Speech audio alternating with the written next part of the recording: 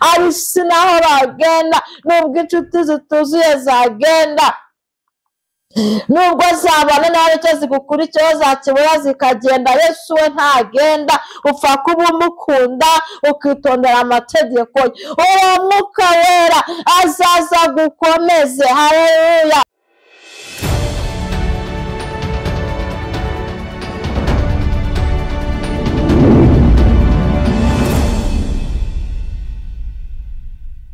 Turongeye tubahaye ikaze mwebwe mwese mukomeje gukurikirana Mukakarangwa TV.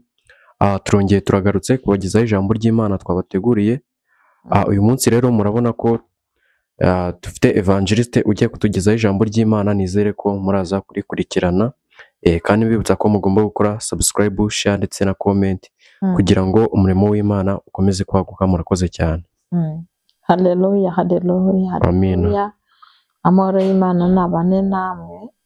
Nejejwe n'Imana y'amasaha cyangwa se iki gitondo cyiza ko yongeye kutwongerera iminsi yo kubaho. So nujya ubyuka uzajya uvuga uti Imana yakoze.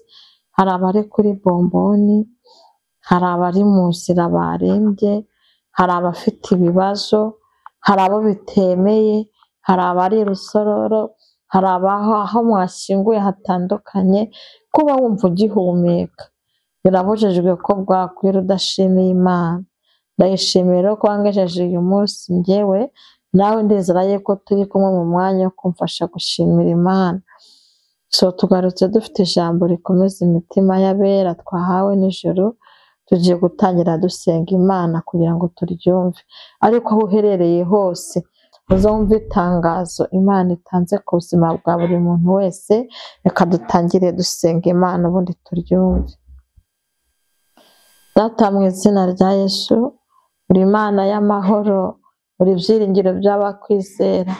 Watubereye Imana utugirira neza, watubambiye amahema warakoze. Turagushimiye ko waduhuje n'umwana wa Yesu Kristo, akaza mu isi akababara tukababarirwa, akabambwa tukabamburwa, akanesha tukanesherezwa. Haleluya. Turi imbere y'amaso yawe tuguhamagara kugira ngo wururuke iyi saha, uze wivange mu byacu, uze utugirire neza, uze utubambire ihema, uze utwereke mu maso hawe, uze udutsindishirize. Aba Data, turakwinginze kugira ngo wurukire wumve gusenga no kwinginga kwacu. Ibigaragara nk'imisozi byose biva imbere y'abagutegereje, kandi icyatuma tutazabana nawe gikurweho. Ngaho tubera Imana, dusenye ijambo tugiye kumva, uze wivange muri ryo, kandi ufashe umuntu wese udukurikiye, mu izina rya Yesu wabambwe rimwe gusa. Amen. Mfite amatsiko mu mutima wanjye yo kugera mu ijuru. Kuki se Yesu atinze kugaruka, ko numva mukumbuye. Mfite amatsiko mu mutima wanjye yo kugera mu ijuru. Kuki se Yesu atinze kugaruka, ko numva mukumbuye. N'Umwuka Wera wabimishuriye, ku igihe kimwe azanumbagiza, gasanganira umwami wanjye Yesu amanutse mu bicu. N'Umwuka Wera wabimishuriye, ku igihe kimwe azanumbagiza, gasanganira umwami wanjye Yesu amanutse mu bicu. Ngasanganira umwami wanjye Yesu amanutse mu bicu. Amen. Amen. Tugiye kwiga ijambo ariko intego mfite iravuga ngo uri mu bihe aka kanya, uri mu bihe bikeneye imbaraga zivuye mu ijuru, izawe zananiwe, uri mu bihe bikenewe ubutabazi ubwawe bwanze, uri mu bihe bikeneye uwakunganira ibyawe byanze. Je, uko na wakati gani iyi saha hii? Ibihurimo bikwemerera iki? Ibihurimo ukeneye icy'aka kanya? Ibihurimo urashaka iki ku Mana aka kanya?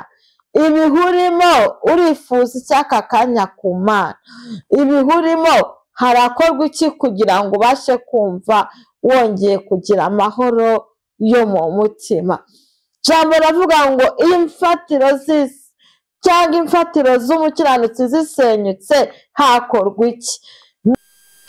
Tugiye gusoma ijambo ry'Imana dusanga muri Yohana, turasoma ibice 14 tuve ku murongo wa 15. Hano Yesu abasezeranya koherereza umwuka wera, nimunkunda muzitondera amategeko yanjye, nanjye nzasaba Data, nawe azabaha undi mufasha wo kubana namwe ibihe byose, niwe mwuka w'ukuri. Ntibishoboka ko ab'isi bamuhabwa, kuko batamurora kandi batamuzi, ariko mwebweho muramuzi, kuko abana namwe kandi azaba muri mwe. Sinzabasiga nk'imfubyi, ahubwo nzaza aho muri. Hasigaye umwanya muto, ab'isi ntibabe bakimbona, ariko mwebweho muzambona, kuko ndiho namwe muzabaho. Uwo munsi muzamenya ko ndi muri Data, namwe mukaba muri njye, nanjye nkaba muri mwe. Amen, amen. Aha ngaha Yesu mbere y'uko azamuka yaritegereje, abona abigishwa be n'abazamwizera kubw'igikorwa yari agiye gukora. Abona ko hari igihe kizajya kigera bagahura n'ibintu bikomeye mu isi.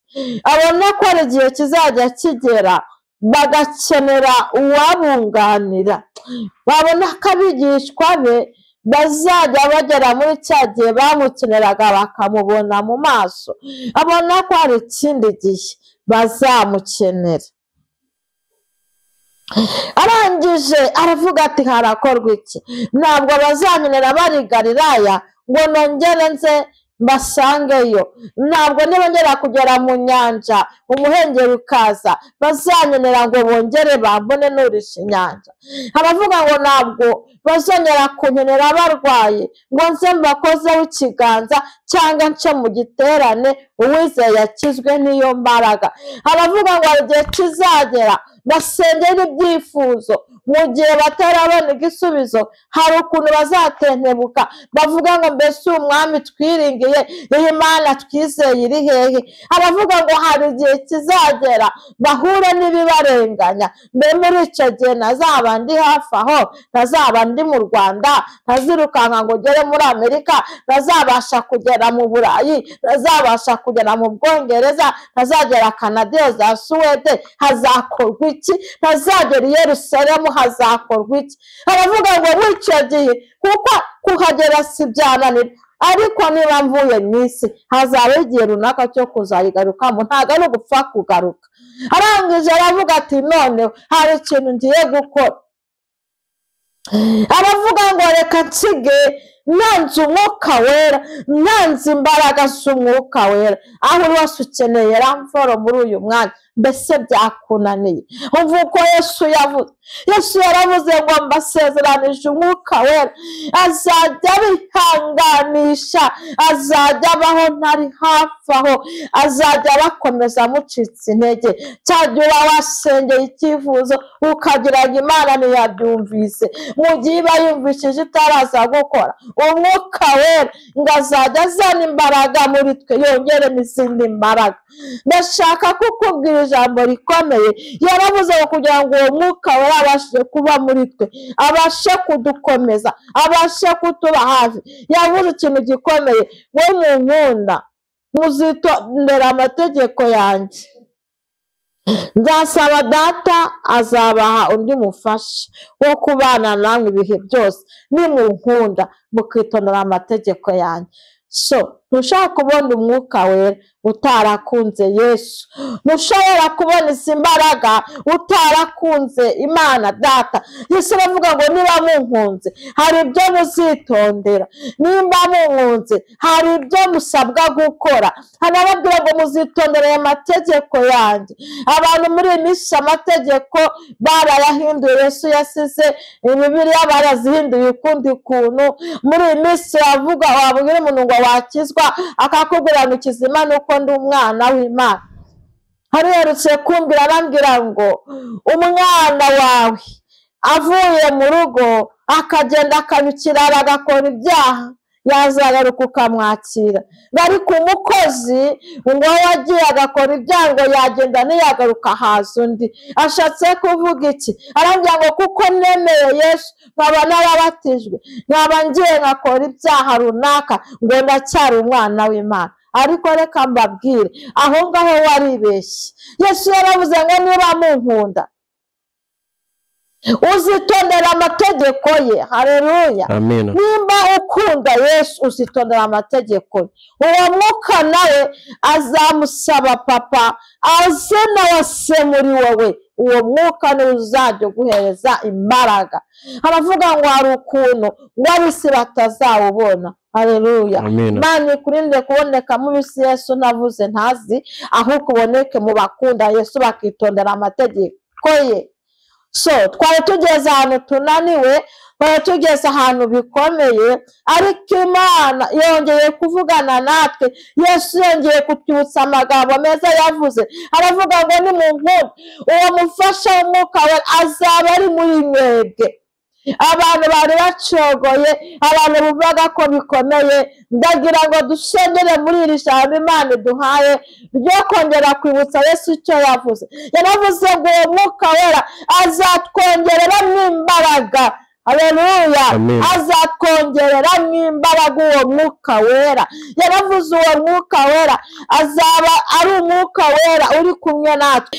Ari sinaho bagenda, nubwo inshuti zituzuye zagenda, nubwo zabana nawe icyo zigukurikira zakibura zikagenda, Yesu we ntagenda. Upfa kuba umukunda ukitondera amategeko ye.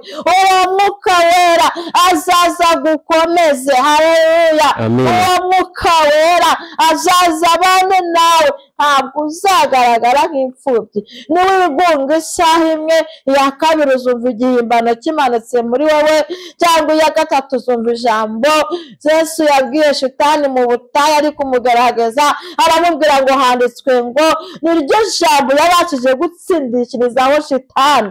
Aramubwira ngo handitswe ngo, aramubwira ngo ntukagerageze Uwiteka Imana yawe kuko arafite uwo mwuka wera. Haleluya. Abantu munaniwe nimwongere mwibuke ko tutari imfubyi. Nanjye nibuke ko ntari imfubyi. Hari umwuka wera uzaba umufasha, yongera azabane natwe, yongera azatunihire, yongera azatube hafi. Tugiye gusenga Imana. Haleluya. Abaheburayo ibice 10, reka tuve kwa 15. Kandi ni umwuka wera niwe mugabo wo kuduhamiriza ibyo amaze kuvuga ati, niryo sezerano nzasezerana nabo hanyuma y'iyo minsi, niko Uwiteka avuga, nzashyira amategeko yanjye mu mitima yabo kandi mu bwenge bwabo niho nzayandika. Arongera ati haleluya. Hano mu Baheburayo haratubwiye ngo kandi umwuka wera niwe mugabo wo kuduhamiriza ibyo. Haleluya. Umwuka wera niwe mugabo wo kuduhamiriza iby'Imana yavuganye natwe. Hari ukuntu ufite amasezerano ukavuga ngo se n'Imana yavuze, ariko hari umugabo uri muri wowe uwo mugabo turasomye ngo ni umwuka wera n'uburyo bakakubwira ngo komera wihangane ongera usenge iminsi 2 ongera uhindukire senga saa 9 simbukira mu butayu simbukira mu cyumba cyawe simbukira runaka ku musozi runaka simbukira mu gihugu runaka zamuka Siyoni usenge zamuka Yerayoni usenge zamuka hirya no hino haleluya kuko ari umugabo muri wowe arakomeza akagukomeza atenda watego ukajya muri Kenya abantu basengera wenda watego ukajya hana so ni umugabo wo kuguhamiriza ibiri muri wowe niyo mpamvu umuntu ufite umwuka wera ari imfubyi umunota umwe yihebye ariko mu kanya akumva ko atari imfubyi akongera akagaruka amina uwo mugabo uri muri wowe rero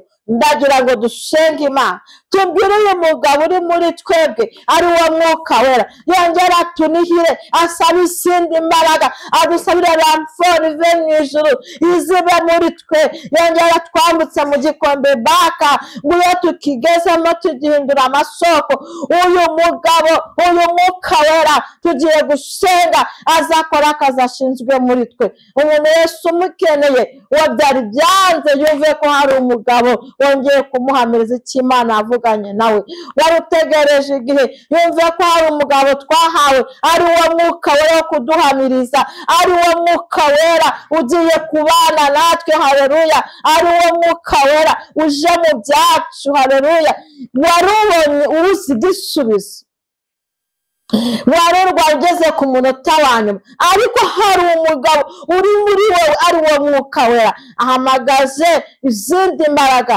zikongera n'izindi mbaraga abantu bari bacitse intege reka mutere haleluya yuko twahawe umwuka wera yuko dufite umugabo wo kudukomeza nawe nagira ngo nkukomeze ntabwo uri imfubyi haleluya amina haleluya haleluya ntabwo uri imfubyi reka kwiheba reka guheranwa hirya iyo ngiyo reka kubona ko byacitse reka kubona ko nta nzira ihari hari umugabo uguhamiriza akakubwira amategeko y'Imana hari umugabo uri kumwe nawe uwo mugabo ni umwuka wera Imana itwongerera imbaraga kandi Imana idushyigikire reka dusengere muri iri jambo Imana yereze ramforo umuntu wese uyikeneye Imana ibane natwe Imana yongere umwuka wera akora akazi ashinzwe mu mitima yacu kandi mu gihe urimo ari kubona n'umwuka wera mu gihe urimo ariko imbaraga ukeneye zigusanga mu gihe urimo ari kubona gukora kwawe kuboneka